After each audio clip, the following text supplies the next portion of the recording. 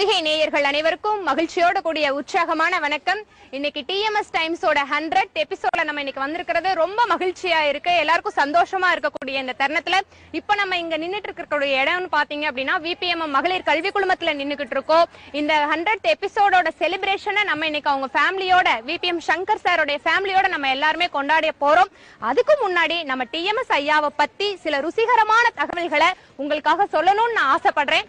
என்ன டிஎம்எஸ் ஐயா அப்படின்னு சொல்லி பார்த்தா அவங்களுடைய பாடல்கள் நம்ம எல்லா பாடல்களுமே தெரியும். அவங்க பிறந்தது தெரியும், அவங்க வளர்ந்த விதம், அவங்க எப்படி சான்ஸ் வாங்கினாங்க, இதெல்லாம் ஒரு சிலருக்கு தெரிஞ்சிருந்தாலும் கூட ஒரு சிலருக்கு சரியான சில தகவல்கள் இருக்கும் இல்லையா, அதை உங்களுக்கு சொல்லலாம்னு ஆசைப்படுறேன். அவர் பிறந்தது எப்படி சொல்லி பார்த்தோம் அப்படின்னா மதுரையில பிறந்திருக்காரு. மதுரையில பிறந்துட்டு சின்ன வயசுல இருந்தே சௌராஷ்டிரா ஃபேமிலி அப்படின்னு சொல்லணும் அப்படின்றது இந்த இடத்துல முக்கியமான ஒண்ணு. ஏன்னா அந்த அளவுக்கு தமிழ் பாடல்களை பாடி நம்மளுடைய மனசுல நீங்காத இடம் பிடிச்சவர் தான் நம்மளுடைய டிஎம்எஸ் ஐயா. அவர் பாடாத பாடலே இல்லைன்னு சொல்லலாம். ஏன்னா காதல்ல பாடியிருக்காரு, வீரத்துல பாடியிருக்காரு, விவேகம், துள்ளல், சோகம், தத்துவம், ஆன்மீகம், இந்த மாதிரி நிறைய பாடல்கள் பாடியிருக்காரு. சினிமா பாட்டு அப்படின்னு சொல்லி பார்த்தா சற்று ஏறக்குறைய ஒரு 10,000 பாடல் பாடியிருக்காரு. ஆன்மீக பாடல்னு பார்த்தா முருகபக்தி பாடல்கள் நிறைய பாடியிருக்காரு. 2500 பாட்டுகளுக்கு மேல ஆன்மீக பாடல்கள் பாடியிருக்காரு. அப்படின்றதெல்லாம் நம்ம கேட்டு வியக்கக்கூடிய ஒரு செய்தியா இருக்கு.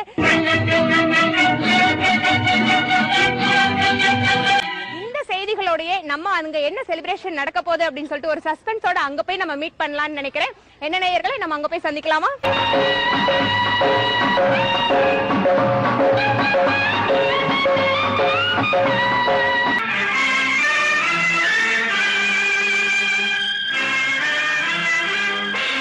பொதிகை தொலைக்காட்சி நிலையத்தாருக்கு விபிஎம் கல்வி நிறுவனங்களின் சார்பாக பணிவான வணக்கத்தினை நன்றியினை தெரிவித்துக் கொள்கிறேன்.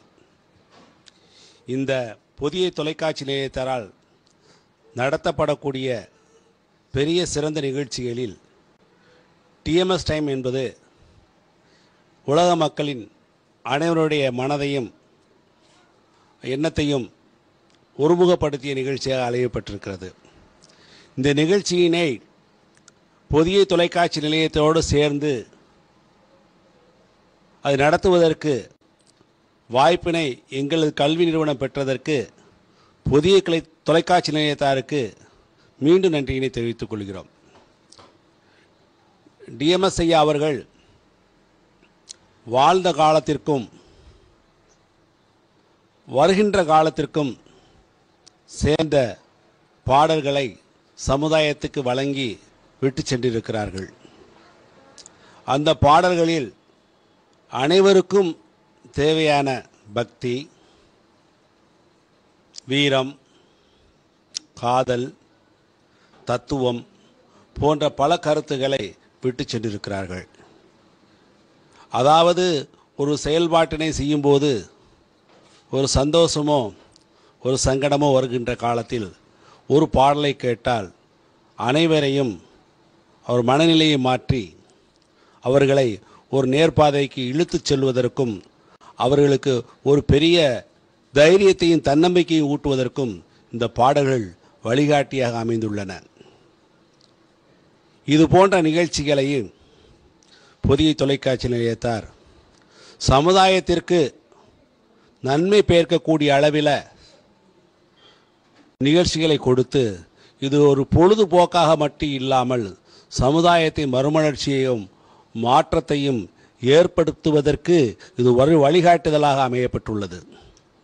இந்த நிகழ்ச்சியிலே பங்களிப்பு கொடுத்த புதிய தொலைக்காட்சி நிலையத்தாருக்கு விபி முத்தையா பிள்ளை மீனாட்சி அம்மாள் கல்வி நிறுவனங்களின் சார்பாக பணிவான வணக்கத்தினையும் நன்றியினை தெரிவித்துக் கொள்கிறோம். இந்த நிகழ்ச்சி 100 எபிசோடுகள் ஓடி புதிய தொலைக்காட்சி நிலையத்தாருக்கும் டிஎம்எஸ் ஐயா அவர்களுடைய பாடலுக்கும் ஒரு பெரிய மகுடத்தை கொடுத்திருக்கிறது. இது போன்ற இன்னும் பெரிய நிகழ்ச்சிகளை நடத்தி மக்களுக்கு சமுதாயத்திற்கு நல்ல வழிகாட்டுதலை புதிய தொலைக்காட்சியும் செய்து கொண்டிருக்கும். எங்கள் கல்வி நிறுவனமும் இதோடு சேர்ந்து பங்களித்து கொண்டிருக்கும் என்று கூறி வாய்ப்பளித்தமைக்கு நன்றி கூறி விடைபெறுகிறேன். நன்றி, வணக்கம்.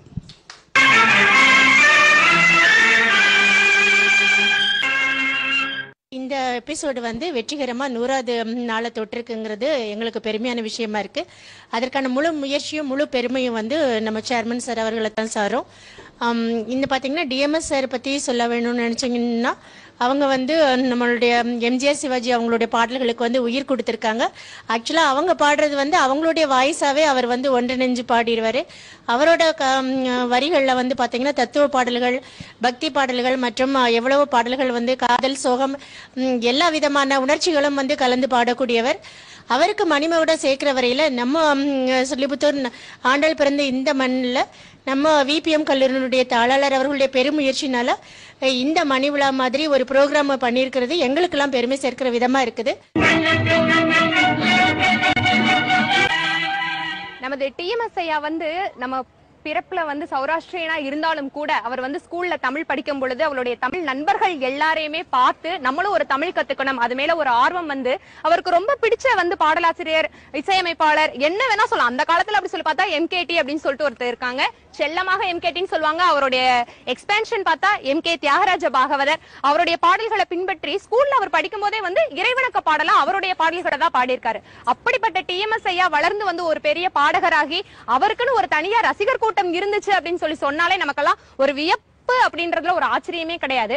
அப்படி ரசிகர்கள் கூட்டத்துல நம்ம வந்து நிறைய ரசிகர்கள்கிட்ட வந்து நம்ம கமெண்ட்ஸ் கேட்டிருக்கோம். அப்படி எந்தெந்த ஊர்ல கேட்டிருக்கோம் அப்படின்னு சொல்லி பார்த்தோம் அப்படின்னா மதுரை, கொடைக்கானல், திருச்சி, ஸ்ரீவில்லிபுத்தூர், ராஜபாளையம், கிருஷ்ணன் கோவில், இப்படி ஏகப்பட்ட ஊர்கள்ல அத ஸ்பெஷலா ஒரு ஊர் சொல்லலாம். எப்படி சொல்லலாம்?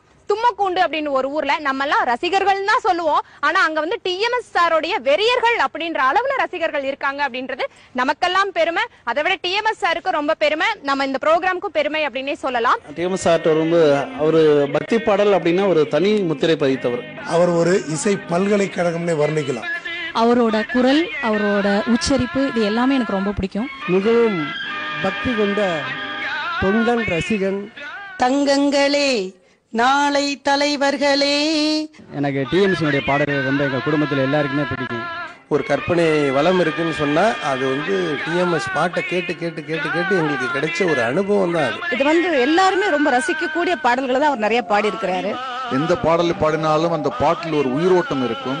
எப்பவுமே நமக்கு ஒரு தாலாட்டா ஒரு நிறைவான விஷயமா இருக்கு.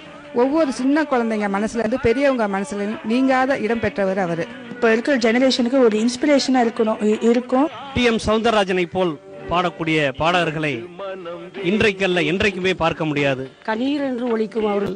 தத்துவ பாடல்கள் இப்படி எண்ணற்ற பன்முகத்தன்மை கொண்டவை. அவருடைய பாடல்கள் பல பேரை வாழ்க்கையில வளர்ச்சி முன்னேற்றம் அடைய செஞ்சிருக்கு. அவருடைய பாடல்களை கேட்கும்போது ஒவ்வொருத்தருக்கும் ஒவ்வொரு விதமான உணர்வுகள் ஏற்பட்டிருக்கு. கவலையை போக்கி இருக்கு, கஷ்டத்தை நீக்கி இருக்கு. தனிப்பட்ட முறையில் ஒவ்வொருத்தருடைய வாழ்க்கைக்கும் அவருடைய பாடல்கள் ஒரு பயன் தரக்கூடிய வகையில் அமைஞ்சிருக்கு. அப்படிப்பட்ட ஒரு ஏழிசை மன்னருடைய பாடல்களை மற்ற ரசிகர்கள் போல நாங்களும் விரும்பி கேட்டுக்கிட்டு இருக்கிறோம். அதை பொதிகை அடிக்கடி அந்த நிகழ்ச்சியில் ஒளிபரப்பும் போது பொதிகை நிகழ்ச்சியில் நாங்கள் அடிக்கடி அதை பார்க்கறது உண்டு. எங்கள் குடும்பமே ஒட்டுமொத்தமாக இருந்து டிஎம் சௌந்தரராஜன் பாடல்களை பொதிகையில் ஒளிபரப்புறதை நாங்கள் கேட்டு மகிழ்ச்சி அடைஞ்சிருக்கோம். அந்த வகையில் என்னுடைய விருப்பம்தான் இந்த சர்வர் சுந்தரம் படத்தில் வர்ற அவளுக்கு என்ன அழகிய மனம்ங்கிற பாடல். அவளுக்கு என்ன அழகிய. பொதிகை நேயர்கள் அனைவருக்கும் மகிழ்ச்சியோட கூடிய உற்சாகமான வணக்கம். இன்னைக்கு டிஎம்எஸ் டைம்ஸோட 100th எபிசோட்ல நம்ம இன்னைக்கு வந்திருக்கிறது ரொம்ப மகிழ்ச்சியா இருக்கு. எல்லாருக்கும் சந்தோஷமா இருக்கக்கூடிய இந்த தருணத்துல இப்ப நம்ம இங்க நின்னுட்டு இருக்கக்கூடிய இடம்னு பாத்தீங்க அப்படின்னா விபிஎம் மகளிர் கல்வி குழுமத்துல நின்னுகிட்டு இருக்கோம். இந்த 100th எபிசோடோட செலிப்ரேஷனை நம்ம இன்னைக்கு அவங்க ஃபேமிலியோட, விபிஎம் சங்கர் சாரோட ஃபேமிலியோட நம்ம எல்லாருமே கொண்டாட போறோம். அதுக்கு முன்னாடி நம்ம டிஎம்எஸ் ஐயாவை பத்தி சில ருசிகரமான தகவல்களை உங்களுக்காக சொல்லணும்னு நான் ஆசைப்படுறேன். என்ன டிஎம்எஸ் ஐயா அப்படின்னு சொல்லி பார்த்தா அவங்களுடைய பாடல்கள் நம்ம எல்லா பாடல்களுமே தெரியும். அவங்க பிறந்தது தெரியும், அவங்க வளர்ந்த விதம், அவங்க எப்படி சான்ஸ் வாங்கினாங்க, இதெல்லாம் ஒரு சிலருக்கு தெரிஞ்சிருந்தாலும் கூட ஒரு சிலருக்கு சரியான சில தகவல்கள் இருக்கும் இல்லையா, அதை வந்து உங்களுக்கு சொல்லலாம்னு ஆசைப்படுறேன். அவர் வந்து பிறந்தது அப்படி சொல்லி பார்த்தோம் அப்படின்னா மதுரையில பிறந்திருக்காரு. மதுரையில பிறந்துட்டு சின்ன வயசுல இருந்தே சௌராஷ்டிரா ஃபேமிலி அப்படின்னு சொல்லி சொல்லணும் அப்படின்றது இந்த இடத்துல முக்கியமான ஒண்ணு. ஏன்னா அந்த அளவுக்கு தமிழ் பாடல்களை பாடி நம்மளுடைய மனசுல நீங்காத இடம் பிடிச்சவர் தான் நம்மளுடைய டிஎம்எஸ் ஐயா.